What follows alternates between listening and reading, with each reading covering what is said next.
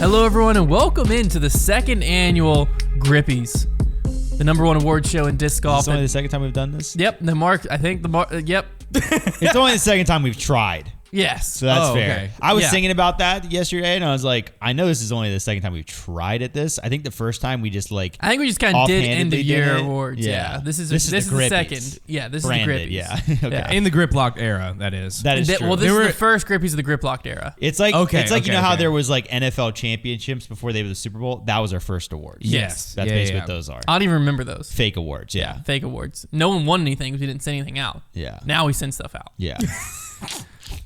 This officially marks the end of the season, and as sad as that is, it's also exciting because it's the start of the off season. Hours last night. And I heard you. Off-season grip lock is a whole different animal. If this is your first off-season with us, buckle up. We're very excited. Off-season grip lock is my favorite time of year. Every year we talk about off-season grip locked, like you don't even know what to expect. You don't even know what to expect. And guess what? That's because we don't even know what to expect. You guys know make stuff up. You would never guess what's gonna happen. Yeah, if you were in the planning meetings, man, woo, you would be like, "Where is everybody?" You'd be like, "Why am I the only one at this meeting?"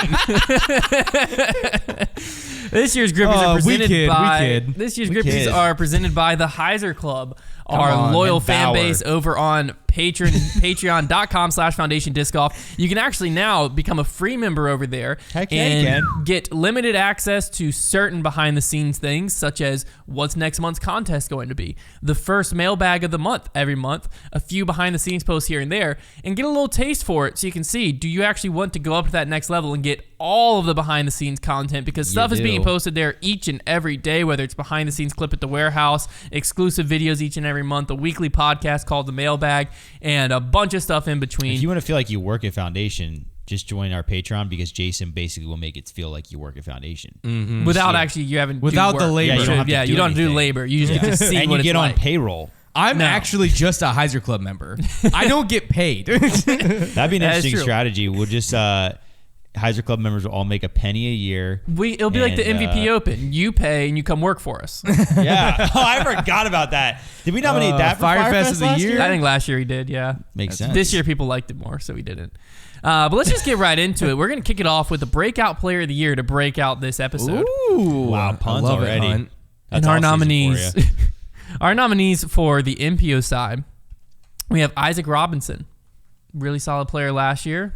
Broke onto the scene a little bit more this year. Yeah, he's a classic case of was already good, got even better than you would have ever expected. Yeah. Another one of those, it's a little bit of a smaller scale. We have Sir Aaron Gossage. Gooseman. Really been an emerging player. Mm-hmm. Brody Smith said he is the best player on tour off the tee. If he can putt. Yeah. If he could putt, things would be different. I'd agree. I think he'd have at least 2 wins this season. I'm a big fan of the Gooseman. Big fan of the Gooseman. The final nominee is, I'm his #1 fan, Sir Cole Redolin. Cole Redolin. Coming into the season, Mr. Chick-fil-A, Mr. You had heard of him. Boy. He was kind of just in the background. He had a few good performances last year, and then slowly throughout the season, the course of the year, improved, and then it all culminated at a win in Ledgestone. He's an elite player. Big moment. And the Breakout Player of the Year, Grippy, goes to... Come on. Oh, should we get... I feel like drum roll for the first one? Maybe a drum roll for the first Grippy. Cole Redolin. Woo! Congratulations, Cole. Yeah, whatever, Cole. Whatever, man. On the FPO side, our nominees are Macy Vela-Diaz, another player that as she's toured more, she has made a bigger name for herself. Allie Smith, player who really broke out at the Kansas City Wide Open, a huge moment for her career. Mm-hmm. And Sai Ananda. Sai Ananda. Incredible One of the name. coolest names in disc golf. True. Yeah. That is a good point. And this year's Breakout Player of the Year for FPO goes to Allie Smith. Congratulations. I feel like the main reason we're giving this one to Allie Smith is unless you're super into disc golf or her local scene, you didn't hear her name last year. No. And this year, I had heard of Sai Ananda years past. Macy Vela-Diaz was making a name for herself. Allie Smith just broke onto the scene completely this year. Yeah. Went from not a nobody, but a nobody on the Pro Tour scene to a silver event winner. And a very good career ahead of her, it would look like. Let's move on to one of the most beloved awards, both here and at home for you all, which is the Fire Fest of the Year. Oh, I love this. Firefest of the year. To be honest with you, a little bit less Firefest stuff this year. This award was created last year for the disc golf actual Firefest. Yeah, I would say this year's Firefest were way more serious, like as far as what happened, but less Firefesty. Less Firefesty. Mm-hmm. Yeah, that's what I'm. They were like less right. like fun bad. They were more just like, ooh, that's actually kind of upsetting. So the first Firefest of the year is brought to you by Brody Smith, which is the Pro Tour trophies. I'm gonna just give you a little insight. We were trying to make a Trophy of the Year award, and I went and found a post that had pictures of all the trophies for the entire year. Yeah. And I couldn't find enough good ones to nominate, so we just erased it. We were like, you know what? The Trophy of the Year award probably would have went to Waco. Yeah. Or USDGC for the actual trophy. Next year's going to be an interesting year for the trophies because we did not shut up about it all year this year, and I know we had to annoy. I don't pretend to think that this podcast makes most of our influence because we just have good ideas. I think a lot of our influence because we just annoy everybody. And I think we might have worn down a lot of TDs who are thinking to themselves like, all right, next year, like we just got to make sure this trophy looks good because I don't feel like hearing about it on a podcast. So we'll see how it works. The next nominee, you might have forgot this happened. Don't forget about it. The Prodigy lawsuit back in, I believe it was January. Prodigy announced so crazy. Man. They were suing Gannon Buhr, and it was a whole thing contract for months until it was eventually dropped. And it did a lot of negative stuff to Prodigy's brand and brand image, and that was a whole ordeal. Yeah, and it was like the unthinkable that they were suing their star Angel player. Well, at the time of them suing him, he was no longer their player because he had just left. Yeah, that was the whole problem. Right. He said he was leaving. Yeah, he just made the announcement. It was an interesting time to be alive in disc golf history. It was. Gosh, man. And what was the weirdest thing was I think Prodigy was technically in the right in the legal space. But everybody hated them. But it was the wrong in every other space. Yeah.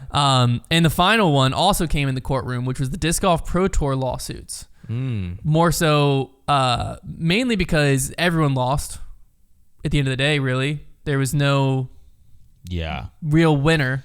Everybody just cost a bunch of money. Well, actually, the Pro Tour lost. The Pro Tour side cost money. Pro Tour lost a lot of money.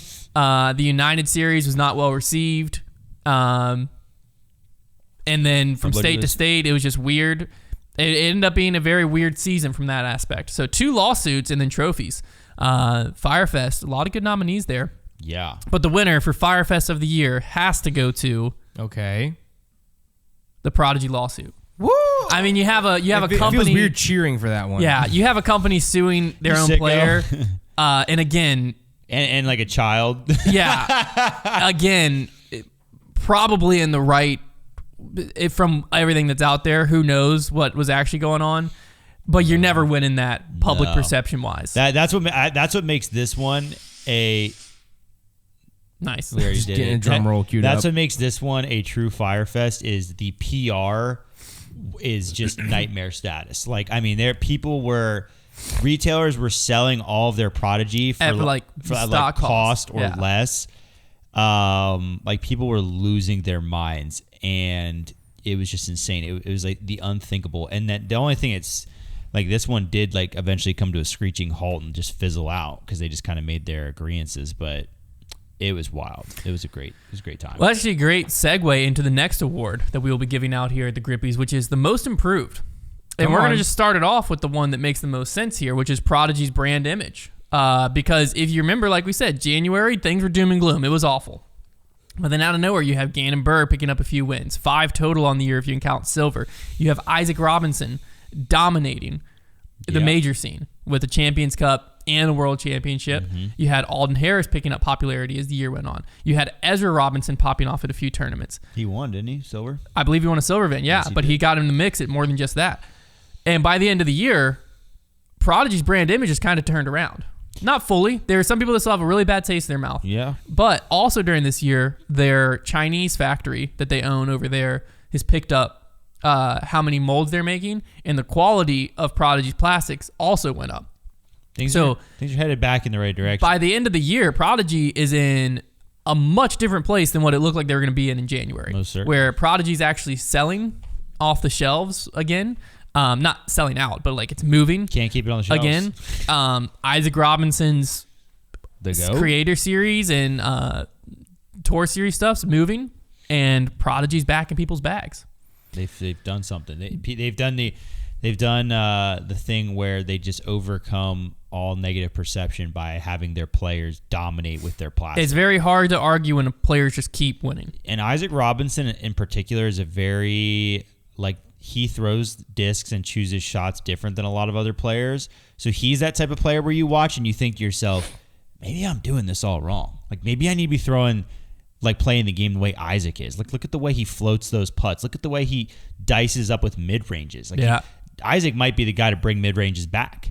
I hope so. Mid-ranges need to come back. So I think that's a big part of it. Next nominee is the Goose Man, Sir Aaron Gossage. We talked about him a little bit. Now, last year, you have to think here because last year he had that playoff at Worlds. That was kind of his breakout moment. He had a few other breakout moments, but that's his big That was kind of career moment. Oh, look, here's this guy, Aaron Gossage. Yeah. Nice to meet you. This year, he became a lot more of a contender. Oh, yeah. He was a lot more in the mix. His name became more regular, he's a top 20, top 15 guy. And I feel like that's a really good season-to-season most improved candidate there. He's a line-hitting machine with sneaky distance. That's a way to put it. He just throws bullets. He's got that really awesome hyzer flip forehand, but he's got an underrated backhand. If he could putt, man, if he can figure it out, I'm not going to say if he could, if he can figure it out. He's got an off-season ahead of him. He's going to be trouble. And the mustache brand thing, it's good. He could be nominated for most improved again next year. That guy is a swirling ball of potential marketability. Just saying, because I think he's a free agent. And I think he's also improving the overall image of Geese. That's true. That is true. Big for Geese everywhere. And the final nominee here is Paul Ulibarri. This is a little bit twofold because A, his season this year, when it's all said and done, was a lot better than his season last year. But if you look within that, I believe it was June. He was in 80th in the tour standings. Until things went East Coast, he was struggling. Yeah. He was way out of the tour championship. I mean, I would have loved to see the UDisc percentage of him making the tour championship mid-season. Yeah. It had to be 2%. I'd have to give Paul Ulibarri legit injury claim of the year because disc golfers all the time will claim they're injured. I believe Paul because he said he was hurting, and clearly once he healed up, he got better. Yeah, because in the second half of this season, not a fraud. East Coast swing Paul. We've heard those words before, normally about Macbeth. East Coast swing. There's a new Paul in town, baby. When we talk about Paul on this podcast, it's Ulibarri. He's going into McYuli mode. And he ended up, culmination of his season, he made the tour championship, which is, in today's day and age, an incredible accomplishment. And he has a sick truck. And he has a sick truck. He has a sick truck. And that's a big deal. And that is a big deal. It is a big deal. Image is everything. Yeah, that was actually, I was bringing up the third most improved is his car. Yeah. Last year I heard he was driving a beater loaner, and now he's driving he's got the Raptor. He was probably driving the Raptor last year. I don't know his car last year. Paul Ulibarri was a guy who had everything in the disc golf realm. He had the stature, the image, the brand. He just didn't have his game going anymore. Now he's got it all. He's got it all. Wow, he's got it all. Discraft might need to rethink, put him on that Legends team. He might need to go back up to the old, what do they call that thing? Elite team? Elite team. Might be a reinstatement in order, Bob. And most improved for the 2023 season goes to... Good job, Big Con. Paul Ulibarri. That's great. Yeah, he deserved it. I love him so much. He battled adversity through and through, and I won't say he got back on top, but he got back to the tour championship. And he's getting married, so the bonus check that comes with this award will help on the honeymoon. Yes. Yeah, it's a bonus check. Oh, you didn't know, guys? Yeah, $10,000. Courtesy of Trevor Stop. Trevor will write the check. That's right. You guys take credit card? No, Staub. You take credit card? You're not paying me. You're paying them. Paul, do you take credit card? On the FPO side. Do you take manual labor? On the FPO side, most improved nominee number 1, we have Kat Murch. She was a player who kind of broke onto the scene a little bit last year, and then this year had that emotional win that kind of put her over the edge, and then was consistently a player that going into each week you had to consider. I will say that I feel like Kat Birch, when she first kind of burst onto the scene, whenever I first heard her name, I kind of was like, yeah, I don't know if she's ever really going to be that good. Prove me wrong. Yeah. She's pretty decent. Next nominee. You look stupid now. Oh, I sure do. Next nominee, we have Holland Handley. Last year, I feel like her and Ella, they both kind of are similar tracks of their career, but they burst onto the scene, but they were just kind of players that threw far, but couldn't put it all together. Yeah, we gotta like. I feel like people probably hate this like Ella Hansen, Holland Handley narrative we have. They're the same players. Were they the ones that had the bet too together? Yeah. Okay, well they're buying in then. Yeah, that's fine. And then it all culminated where Holland Handley's game consistently improved throughout the year, and then eventually all came together at Throw Pink, the closest thing to a major that's not a major, and big win there. Controversial in hole 18, but a big win. And last but not least, the third nominee for most improved name drop the controversy too is Haley King. This is an interesting one because last year she won a major. Yeah. But if you look at last year's season compared to this year's season, consistently drastic improvement. Last year she was kind of all over the place and then won a major, and it was like a bright spot in a weird season. This year, obviously there was a stretch where she was gone, but this year when she was there, you knew she was there. She was in the mix this year, and she had to fight some injuries. Also, got to consider how good has she gotten at Fortnite this year as well. That is true. Got to factor that in. That is a really good point, Trevor. Seen a lot of streaming clips. So, that is true. Yeah. With that being said, the most improved FPO player of 2023 is Holland Handley. Woo! Congratulations, Holland. Well deserved. Holland Handley is also a cool name. It is. For a disc golfer. It is. And she has that like hammer logo, kind of like Thor's hammer. Yeah, that's sick. All around improvement. You know what, Holland? I'll say it crossed inbounds. Our next award, this one's near and dear to our heart here. It is the first of two podcast awards. Yeah. Yeah. This first one goes out to the longest podcast. Longest podcast. What is that? That is terrible. That is not a terrible laugh track. Not the laugh track I thought it was going to say. Terrible laugh track. This app sucks. I'm deleting it. Our first nominee for the longest podcast is kind of twofold: longest running and longest running each week, which is Smashbox TV. Smashbox.tv, baby. That's the OG Disc Golf podcast. That's a podcast that made me want to get into podcasting. Terry Miller, JVD. They do happen to go for like 4 hours a week, though. Terry Miller gave me a hug at USDGC. Same. Wow. I got to say, I have seldom felt a better one in my life. Yeah. Great hugger. Is that the next Grippy goes to hugs? Terry Bear hug. Did you read the list? Oh, sorry. Oh. Our next nominee goes to none other than Brody Smith and Paul Ulibarri of Tour Life. Well deserved. They worked hard for that. If you start digging a hole at the start of Tour Life, you'll be on the other side of the planet by the time it finishes. Yeah. We can tell how long it goes by what time Silas shows up to work the next morning because he was here till 2 a.m. They be working, that boy. And the third nominee goes out to Dustin's Turn on Debate Night. This was actually nominated by Robbie C. And if you've watched Debate Night, then it's more so the ratio than it is the actual length. Yeah, let's start talking ratios more. Yeah. The ratio of podcast, it doesn't matter. Do you have like like one of those? Like where the crowd, what do you have on that soundboard over there? Yeah. That's a keep that one. Kind of keep that queued up because you might need that. All right. Well, longest podcast of 2023 goes to Tour Life, presented by Brody Smith and Paul Ulibarri. Yep. Congratulations, guys! You just won your first Grippy. It's so long every time. They just won their first Grippy. Fantastic job on the show. It's so long every time. And we're going to take a break here and jump into a fan favorite segment, Trevor's Trivia. Heck yeah. All right, what? You put that down. That wasn't even tasteful. Put that down. I can't. Can I click on Squeeze Toy? No. I've got a trivia question that was submitted to me. Put your phone down. That I think this is quite interesting. Hopefully it's true because it was just submitted to me and they said they're almost 100% sure it is. Oh. I didn't know Trevor's Trivia was... Calvin Heimberg. Okay. Yes. Calvin Heimberg did not miss cash this year. What an insane streak that was. Did not miss cash at all season. There is only one other player in MPO that also did not miss cash this season. I will give you. I'll say you can. No, let's just see if you can guess it.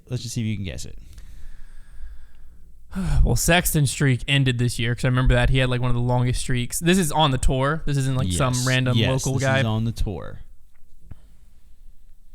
One other player that did not miss cash.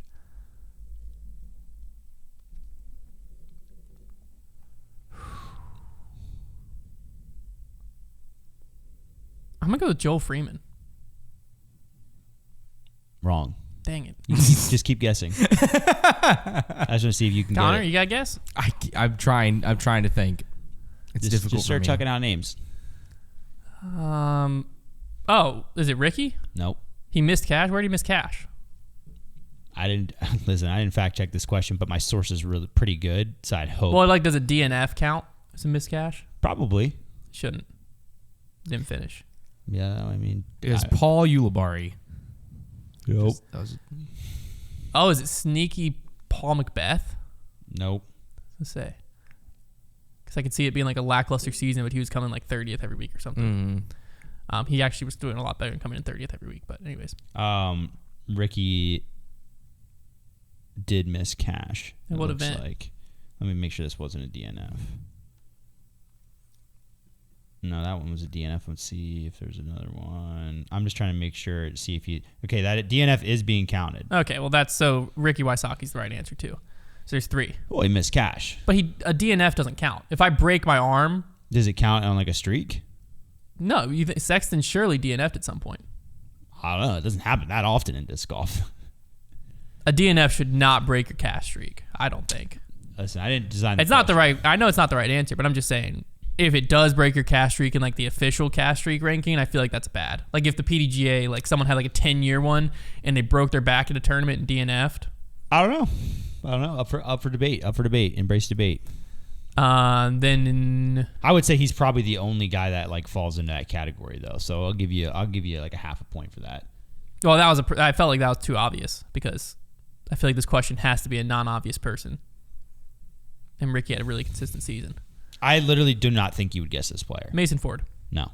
Emerson Keith. This player was the player that DM'd it to me. Maybe that's a hint. Is pretty confident you would not guess them. Oh, a player DM'd it about themselves? Yes. Oh, that's funny. They DM'd me saying that they had a Trevor's Trivia submission because they were fairly certain that they were the only player other than Calvin to not break cash this year. And they said they could give Hunter. I bet if you gave Hunter 10 guesses, he wouldn't guess it. Have I guessed 10? You didn't tell me I only had 10 guesses. Well, if I said that right off the bat, you would immediately started guessing obscure players. So I immediately started guessing obscure players anyways. Silas Schultz. Joel Freeman's not obscure. What? Silas Schultz. No. Well, but I was like not going top 5. How many guesses have I taken? I'm just thinking of players that would DM you. How many guesses have I taken? I need to know that. I need to know if I beat this guy. You've had. I guess Joel Freeman. I gave you a massive hint because I said Ricky? he DM'd me. I can narrow it down a lot in your head. I had Joel Freeman, Ricky, which Ricky was right, by the way. So suck it. That's not nice. Okay, you don't have to suck it. And then I guessed Mason Ford, and I guessed Emerson Keith. Okay. So I got 6 more guesses. You're there. Go for it.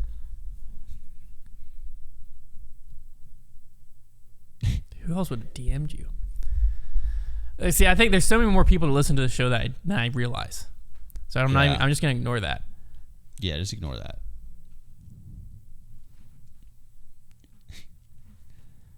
Got any more laugh tracks over there to break the silence? I mean, I'm not allowed to use them anymore.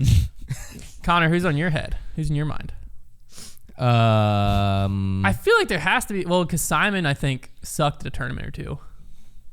That's literally what I was about to say. I feel like it could be like anybody that even isn't on your radar could just. Well, here's a like question: what you said, could you make cash at every tournament and miss the tour championship? Yes, if you didn't play many tournaments. Mm-hmm. How many tournaments does this person play? The whole tour. Okay, so they're at the tour championship. Oh wow, okay. So they had to be at the tour championship. That just made it more impressive. I don't think you can make cash at every tournament and not make the tour championship. Is it like Robert Burge? Mm. He didn't make the tour championship, I don't think. Correct. No. He did not make the tour championship. but he did play the whole tour. Who was like on the tour championship? That was. Could Sneaky be Presnell? Nope. We're going to fact check this person. It would take you a long time to fact check, probably.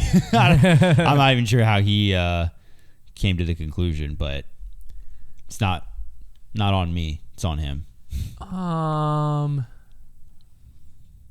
Adam Ham has had some rough up and downs. He was at the tour championship. I don't want to look at a list. I want to just use my head. So you still have 5 guesses left, right? I still have 5 guesses. No, you just guessed another one. I had 6. So I just went to 5. What? I had 6 guesses left. I thought you were holding. You guessed Presnell. I thought you had held up a 5 and said you'd guess 5, and then you said you had 5 more. No, I said I had 6 left. I'm almost positive you said you had 5 left. I don't know. I'm almost positive. It doesn't matter. It's taking forever. I'm just gonna tell you. That's what I mean. If you tell me, then it just ruins the game. Well, I just don't want to sit here in dead silence for the next 5 minutes while you think through play. Well, someone challenged me. I couldn't do it. I got to do it now. Oh, boy. Thank you, Konner. Who was in like 30th? It's got to be someone down there. They didn't make it. I feel like everyone I know down there didn't make the tour championship.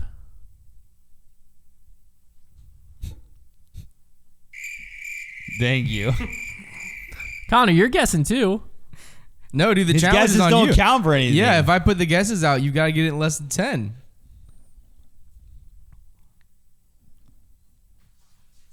Just start saying players. I feel like the likelihood of you saying someone. Yeah. No, because I can't think of anyone low right now. Like everyone I'm thinking of is in the top 20, and I can remember them sucking at a tournament. It's got to be someone who's just like sleeper consistent. We never talked about. Mm-hmm. I don't know what the laugh means. I'll just say Simon Lizotte to get him out of there. No. Yeah. Okay. So now I have 4 more. Is it the Crame Dog? No, he didn't make the tour championship.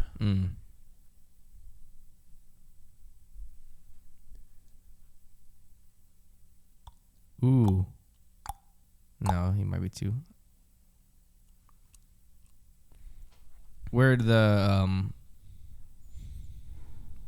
what about the proctologist? James Proctor actually would have been close. I'd like to fact check that, but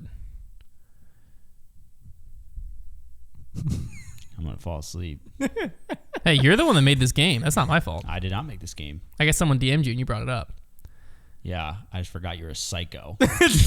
I don't want to lose. I don't like losing. Yeah, I'm not going to sit here and lose. It's not a when I big got deal, 4 more though. We got choices. like listeners that want to listen to the Grippies. I got 4 more chances. I don't want to lose. And you didn't give me a time limit.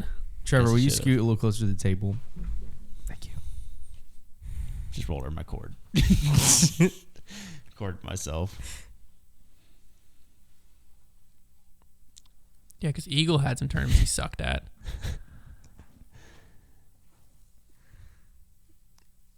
I have no idea.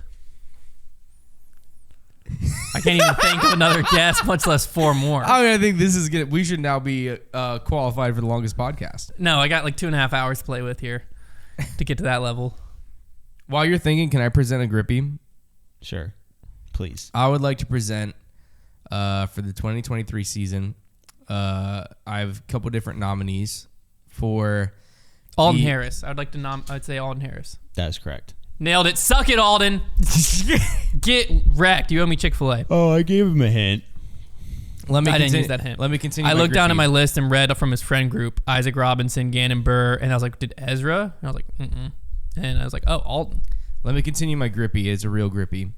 I would like to present this year's Grippy, our nominees for the Wheel of the Year award. Okay. All right. And my nominees are Wheel Shoestrick.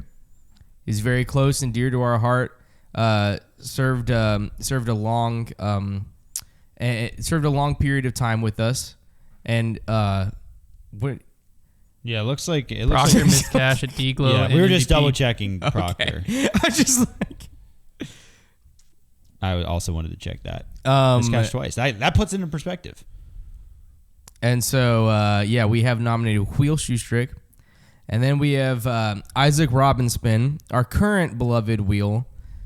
And there's another wheel? The third wheel would be the wheel on the Banter podcast that decides on my phone that decides who the cast for the next week is going to be. I hate that wheel. And Simon Lizotte did not miss cash this year. No, he did OTB. I scrolled past it. Never mind.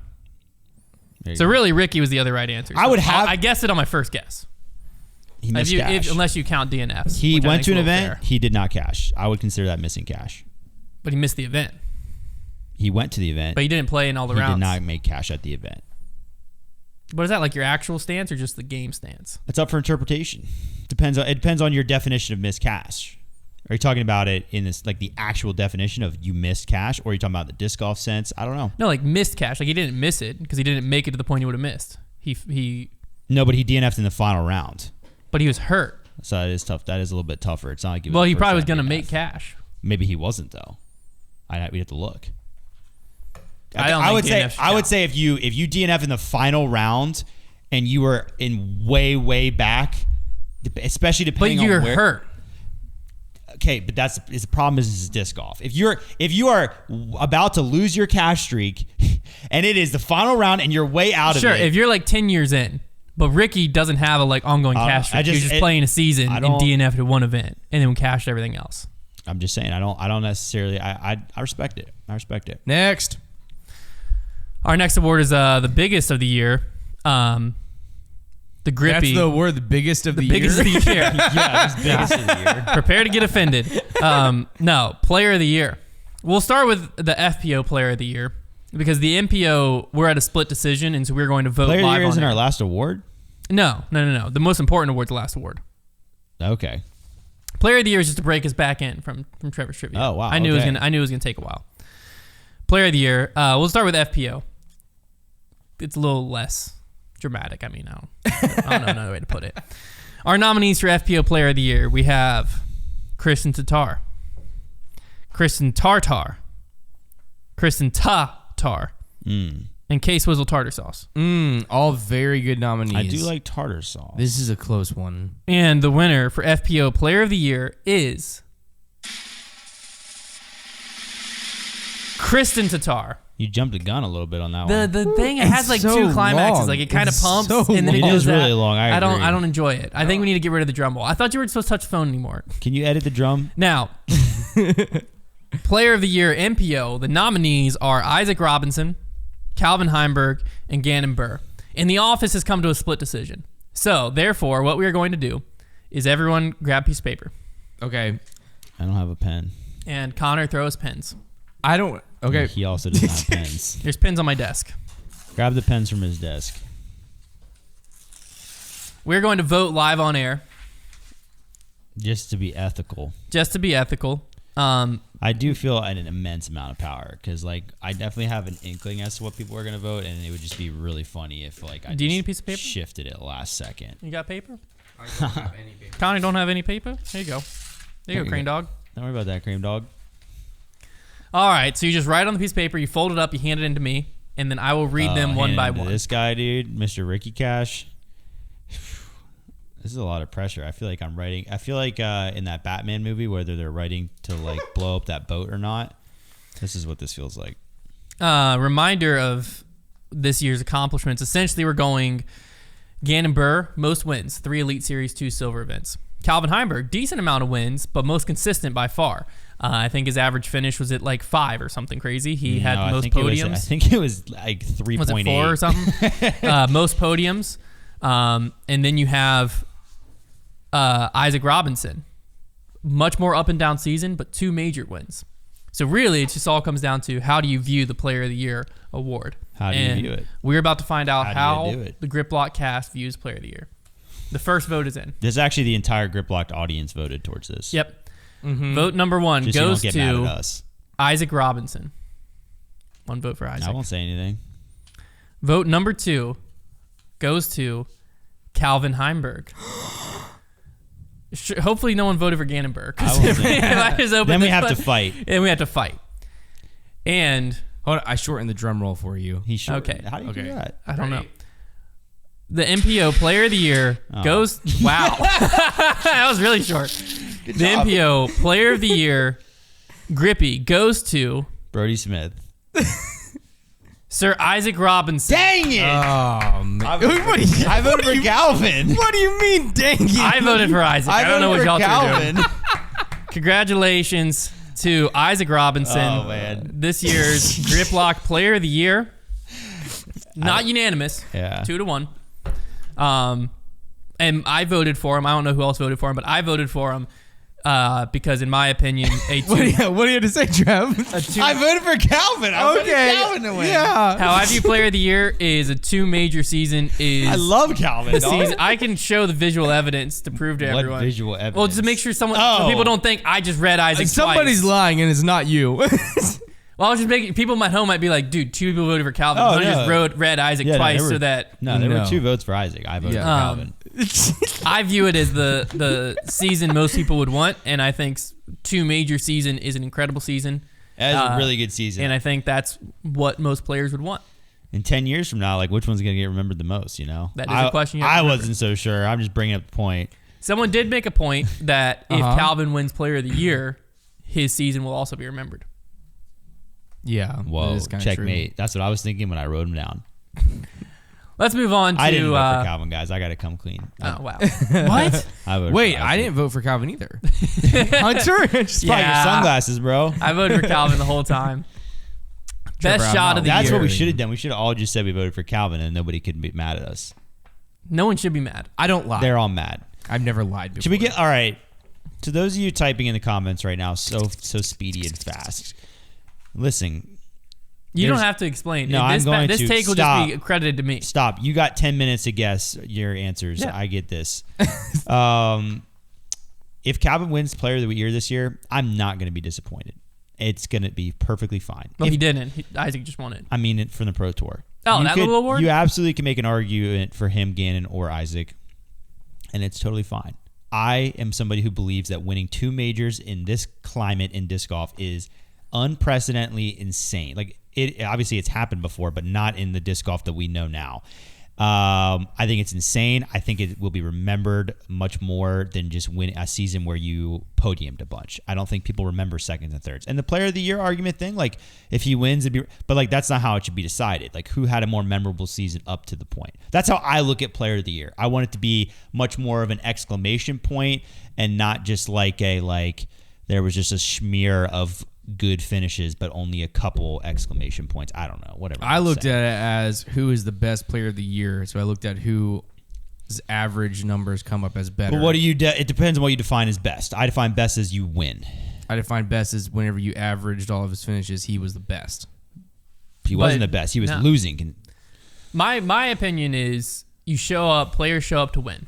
Yeah. People playing disc golf, your goal is to win. Yeah, I understand. Isaac Robinson accomplished his goal on the biggest stage more than anyone else. I think the hardest argument is that I do believe if you ask Calvin, and maybe I'm wrong about this, but I think if you ask Calvin if he would switch seasons with Isaac, I think he would agree, and there's no way a Player of the Year would want to switch their season with somebody else.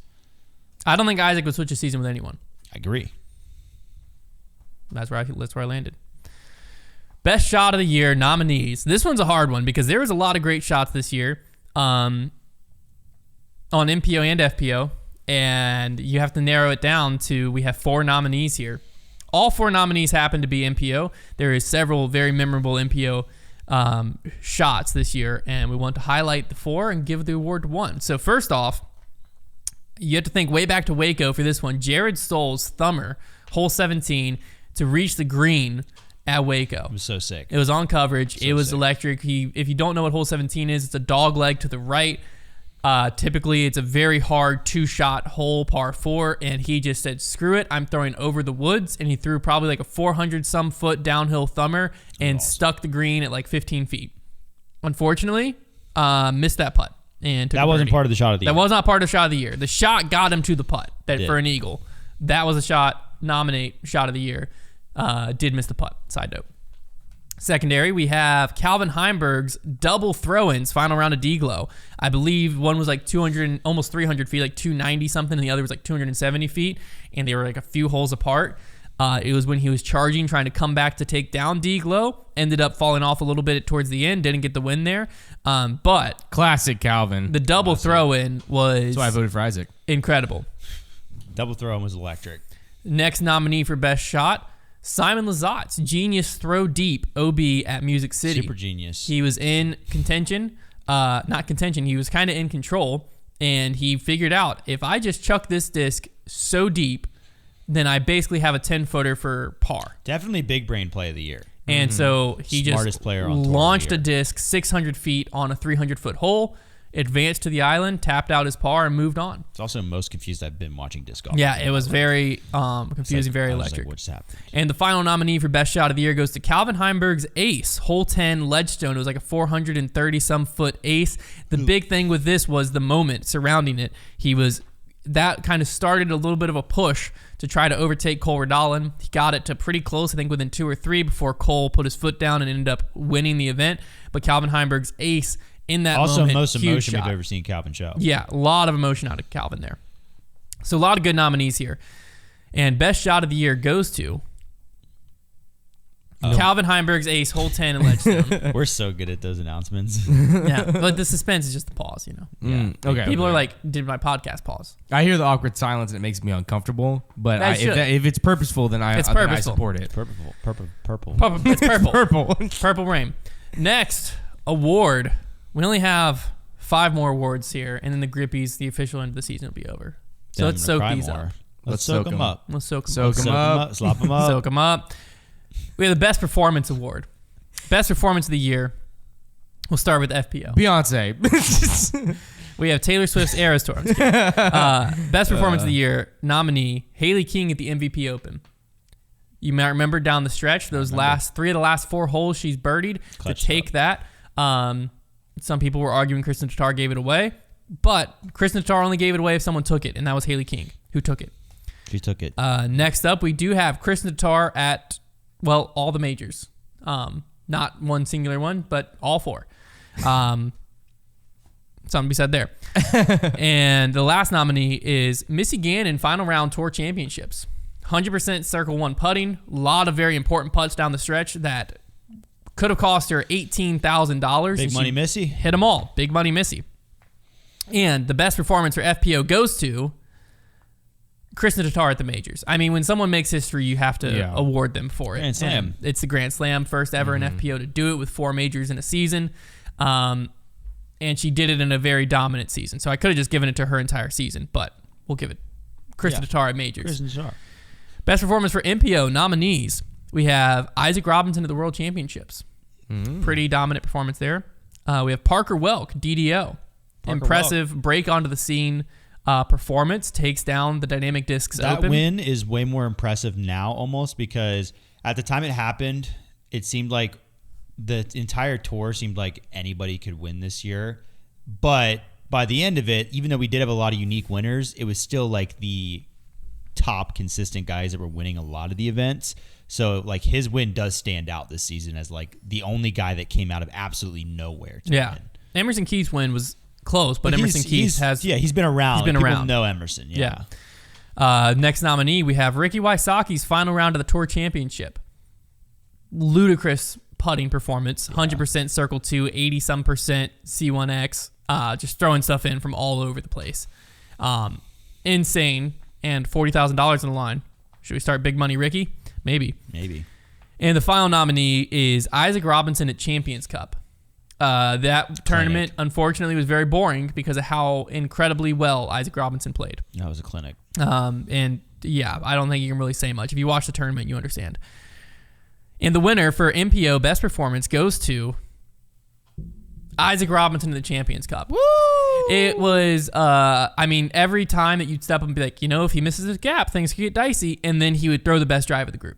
Every time. He dominated. He was basically, most holes, if you handed him a disc and told him to walk out into the fairway and place it where his ideal drive would land, his disc was landing within like 3 feet of that every single time for 4 rounds straight.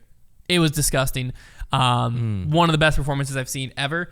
and very deserving of that award. Honorable mention, Kyle Klein, final round USDGC, where he never gave anybody else a chance to win the That is round. that is a good honorable mention. It was like one of the most boring final rounds in USDGC history because he just didn't make mistakes. Until hole 18. Until hole 18, but it was too late. Yeah. That's what sucks about that one is it makes it look like it was closer than it was. Yeah. Like if you just look at it and you're like, oh, wow, got kind of close there. You're like, no, it didn't. No. It didn't. It never was. It never was. Clutch Moment of the Year is our next award. This is one Clutch Moment of the Year. So MPO and FPO together here. And we have first nominee, Matty O's back nine at the MVP Open final round. Now, by the end of it, he didn't need to birdie nearly as many holes as he did, but that doesn't change the fact that when he was in the moment, he felt like he needed to birdie all those holes that he did, and he did. He birdied them. Very impressive performance there from Matty O. We have Kristen Tatar, U.S. Women's, to complete her Grand Slam. Not necessarily a singular, this was the clutchest moment, but she walked in there with all the pressure of making history, and she had to win to make history, and several other players showed up. She still got it done and made a very historic season there. And a little bit of recency bias in this one, but Ricky Wysocki, hole 16 Tour Championship putt. This was a make-or-break putt. It was awesome. 60-ish footer downhill, 70-some footer maybe, elevated basket. Realistically, he could have laid up, and it would have been like, that makes sense type of a play. That's not what Ricky does. And after he made it, he got the 80 people that were there really hyped. He lost control of his body. It was incredible. Definitely a nominee for Clutch Moment of the Year. And the winner of Clutch Moment of the Year is Kristen Tatar at U.S. Women's to complete her Grand Slam. There's just nothing like it. Again, when a player creates history, you got to award them. And going into that weekend, there was so much pressure on her to win that tournament. Will she do it again next year? A back-to-back Grand Slam, what do we call that might just sweep the Grippies. What do we call that? That would be the Kristen Slam. It'd be a flex for sure. Would be like the Royal Grand Slam. It's like a flush and a Royal flush. It's a Royal Grand Slam. Yeah, that works. Okay. There we go. Kristen, it's up in the air. Royal Grand Slam. Next up, we have a award close to our hearts here, which is Best Friend of the Show. Mm-hmm. These are people who regularly listened throughout the year and reached out to interact, sometimes argue, but most of the time encourage what's going on. We have 3 nominees this year. After Alden Heron's DM, we might have to make it 4, but then I told him to suck it, so it might be back to 3. Yeah, he's not going to watch it anymore. Yeah, he's probably never going to watch us again. But nominee number 1, we have Eric Oakley. Big Always been a huge fan of the channel in general. Shout out to Eric, lost like 50 pounds. I think it was more. I think 60-something. 60 pounds? Yeah, I think he went from like 225 down to like 160-something. He's a beast. Wow. Yeah, incredible. Also, finally got to meet him, USDGC. Very nice guy. Very fun guy. Very fun guy. Next down, this one's close to my heart because I still get Chick-fil-A once a month thanks to him. Okay. Sir Cole Redolin. Really what made him a big friend of the show was when he messaged us on Facebook post him winning and said that he used the bet as motivation going into Ledgestone. He was thinking about it. Hit me up if you want me to doubt you next year. If any players out there that are listening want me to doubt you next year to use as motivation, I can basically do anything. I'll just say anything. And it works because anything you say will just be accredited to me. Let me just think, like, who's the player you think could use the boost next year? Brody Smith. I mean... All right, Brody Smith, you are not going to win anything next year. Oh, hot take. Oh, Instagram. And the final nominee goes to Simon Lizotte. Simon's been a friend of the show for a while.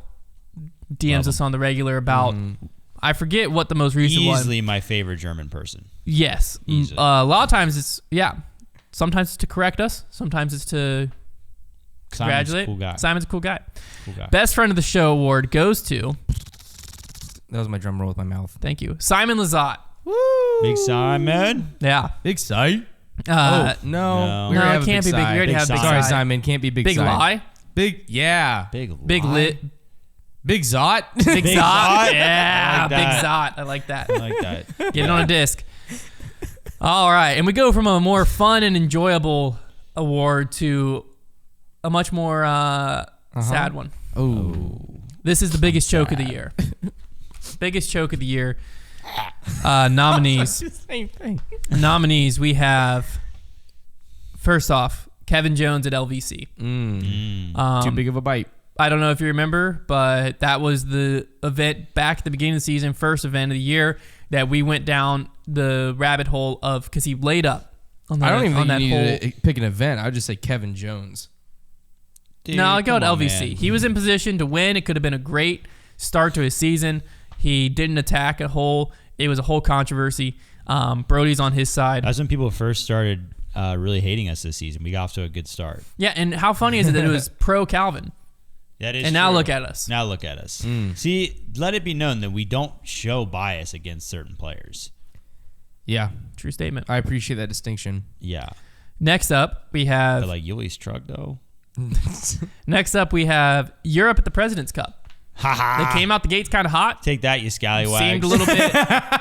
It seemed like this could be their year, and it wasn't. Europe, bro. Probably still won't be next year. Hate to break it to you. Yeah, and they just announced we're playing flag football in the Olympics in a few years. Have Yeah, welcome fun. to the real football Europe. Yeah, enjoy that, Belgium. Your school teachers are up against Justin Jefferson. Your school teachers. Who's going to guard Tyreek Hill, huh? Who is going to guard him? And the last nominee is the entire lead card at MVP Open. Because I don't know if you remember, but They thought they were the main characters. yeah, Matty O was signing discs as MVP Open champion while they were on the tee of green of like 15.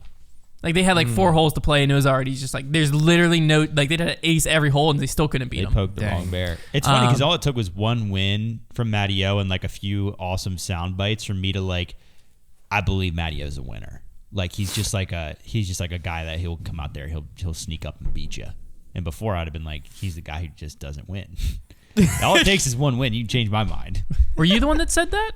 About Matty O? Yeah, I thought people thought it was my take. People think all my takes are your takes. I know, I hate it. You're my meat I had a shield. bad weekend this weekend. Oh, I'm sorry. Why? Yeah, What because of happened? Trevor. That's my fault. You got a lot of clicks though.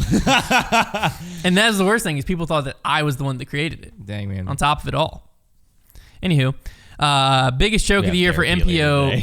Biggest joke from MPO goes to the entire lead card at MVP Open. We could have been in for such an electric finish if just they really one of them choked it for us. If one of them put their heads on their shoulders and just played some disc golf down the stretch. Yeah. But instead, like Matty O could have been in the clubhouse being like, "Did I do enough? Do we blame Is this on enough?" the? Do we blame this on the 8 holes? We blame it on whatever made them be 10 cards behind Matty O Or Steve distance-wise, Dodge. pace of play. Blame it on Steve Dodge. I don't think we blame it on Steve Dodge. Could. Okay, you want to? Yeah, I didn't He think kind of so. scares me. All right, now over on FPO. Okay. Biggest choke nominees. First one, we have Ella Hansen at Waco. I don't really want to camp on it too long. It was kind of uncomfortable, but it was Kristen Tatar came back and won, but it wasn't. She didn't really come back and win. That was like the only choke this season that was like, ooh, like a little tough to watch. Like, ooh. Yeah. Kristen Tar was making that putt to win. You're just like, ooh, like that's an ugly one to have to win. Yeah. It was one of those where like Kristen, I feel like probably didn't want to win in that situation because it was kind of handed to her. Next, we have Katrina Allen post Europe. I have some theories as to what happened in Europe, mostly regarding water that must have been unsafe to drink or some type of superpower that came to her that was not a superpower. But when so she like a came kryptonite? when she came back from Europe, Pooper power. it was a different. It was Good just job, it was a different player. She went from like if you the first half of the season, pretty normal Katrina Allen. Pretty normal. Picked up a win, was in contention here and there, floating around top 10. Normal like, hey, Kat's a player every week. You got to think of in contention. Gotta think. And shocking into the season. Can we use shocking in this context? The entire end of the season? Sure. Yes. I mean, we were seeing like Troubling. 28th, 30th, 30th. No, it's okay. Okay. It's okay. Yeah. Well, She did win. in the She did context win, of like though. at the beginning, I'd say no. She won to preserve. was that post Europe? I'm pretty sure. It was close. I would say that's actually the shocking thing that happened. Yeah, that's Whoa. fair too. Yeah, I'm throwing it around. And the got my third cord again. nominee for biggest choke of the year is Natalie Ryan's legal team at the OTB Open. Came out, Had it in the bag. won. She plays the first round OTB Open. Pro Tour appeals, gone, removed from the course. That's a tough one. Choked it away. And the winner for biggest choke of the year goes to Ella Hansen at Waco. It is really the only actual choke. Congratulations. That's not really. I can't tell. Yeah. It was very tough, but hopefully it proves to herself that she can put herself in that position. I think, and then she just has to be able to shut the door. Nice person. Yeah. Hot take. What happens. Yeah. Now, when you try to dye your hair pink, it was orange, but that's also not your fault. You had dark hair. You didn't want to bleach it. Who would? I feel like she had to have bleached it to get it to be where that was at. No, that's why it turned orange. If I had dark hair and I had to dye my hair because of a bet, like just as a funny thing, I'm not going as far to bleach my hair to achieve but I'm saying, like, would the pink hair dye? This is completely unrelated. I'm throwing in the pink hair dye, and when it happens. And what happened was it turned orange. But would it have even got that far? I don't know. I don't know. We'll never know. We'll have to dye Konner's hair to find out. That's a good point. I already did. That's not your natural hair? Mm-mm. Wow. Yeah, it's naturally green. That's like your whole brand. Yeah. Yeah. Naturally green. Mm-hmm. Daggone, I knew it. And last but certainly not least, most important award, Podcast of the Year. We have some fantastic nominees. I hope my favorite wins. First nominee for Podcast of the Year is In the Bag. It's a good one. Brad and Robbie C. Best tagline by far. We don't have a full tagline. Good catchphrase. Ours is, if it grips, grip locked. Nope. If it grip. Nope. Welcome to Grip Locked. Welcome to Grip Locked. Foundation Disc Golf's weekly podcast. Next nominee for Podcast of the Year is a new one, Bards of the Board. Bards of the Board. Also a Robbie C podcast. Dude, Robbie with C Jason. is cleaning up, bro. He's like Kanye at the Grammys right now. Robbie C with Jason. They talk board games. Pretty electric if you like board games. They go over their most recent episode was on Quacks of Quedlinburg, I believe, which was the game we played. That game. We played that game. Mm-hmm. That sounds awesome. You went to bed early, so you missed out. Yeah, bed boy. Bed boy. I like to sleep. Yeah, we were playing Quack. Very fun game. You can check that out. They have a whole separate YouTube channel, Bards of the Board. And the third nominee for Podcast of the Year is Flexline Trivia. Only lasted for like one episode. I think there was two. Was there two? One or two? You were on one of them. Yeah, I was on the first one. I think there was a second one. Great show. Very fun show. What happened to it, we don't know. I don't even know. Their status really faded. Yeah, had they stuck around, might have actually won the award, but instead they just got a nominee. Not to spoil it, but it's not going to Flexline. I'm sorry, Robbie C. Robbie C, though, 3 nominees there. Good chance at winning. Wait a second. That's your word. Yep. I was trying not to make a big deal of it to not enter the podcast, but you said it. No, Flexline's one word. That's why I wasn't making a big deal of it. Well, it is one word. It is one word as he's written it down. Well, I'm trying to figure out. It's also one word. I'm trying to figure out if you said fade earlier today whenever we discovered Hunter's haircut, but there's no video evidence. It's not. I don't think I did. Oh, it says they brought it too high, and I said I agree. Flexline was one word in branding. So that is fair. Well, the patrons can decide. No, I mean I can't argue against that because it's written down as one. Yeah. If you were just saying it, I would be like, yeah, right. But it's written down that way, so therefore I cannot argue against that. I've been sneaky trying to get both of you guys to say your word the whole podcast. How did you never say Matty O? Is the real question. I just didn't. That's fascinating. If you're wondering what the heck's going on, I'm sorry that you're not a patron. I'm really in control of the words I say. Final nominee for Podcast Dinosaur! of the Year. Final nominee for Podcast of the Year is Grip Locked. All right. They won last year. They're probably not going to win again. That's there's my no favorite. way that they defend. No, I would agree. They really fell off this year. Yeah. But let's just see. The Trevor's trivia started taking way too long. And I have the envelope here with the name. Oh my gosh, you're kidding me. Podcast of the Year. I hope we win, boys. Oh my god. Konner will do it. Hey guys, Konner will do our acceptance speech if we win. Okay. Oh, he forgot the speech. Podcast of the Year goes to and still undefeated, undisputed Grip Lock. I didn't know this was gonna happen. Dude, say the speech. I just, whenever I think back on all of the things that exist, really in just this universe, this floating rock that we all live on, I would just say that make sure that you never stop remembering and forgetting. Amen. That's beautiful. Dude, Konner, man, you know how to get a crowd moving. Yeah. This guy knows how to work a crowd. Tell him your best joke. That's beautiful. Tell him your best joke. That's great. I just, whenever Unreal. Yeah. That's Grip Lock, man. That's Grippies. I can't believe we won again. I was so worried about defending that title. I just judges, they're tough. Yeah, I tried so hard all year to get back to this place. You do try so hard. And we did it. We did it, boys. We're back on top. We're the only 2-time award-winning disc golf podcast on the face of the planet. Would you say that that's a big flex? I feel like we need to start putting that in like our bios. It's like big. It is our Twitter bio. Oh my gosh, there's a lot of tears. There's a lot of tears. It's also our Instagram bio. He looked at me just streaming down his face. It's also our Instagram bio. It just says award-winning disc golf podcast. Now I was going to say two-time award-winning disc golf podcast.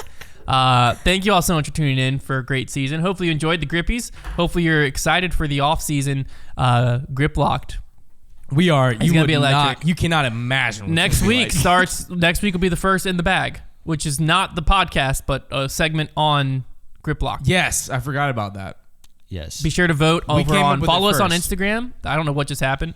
Oh boy. I'm going to check your recording. It's still recording because I hear it. Let's just hurry up and end before the power goes out. Follow us on Instagram. Follow us on Twitter. That's where you'll vote for in the bag. We'll find out what that is next week. If you don't know, we'll see you then.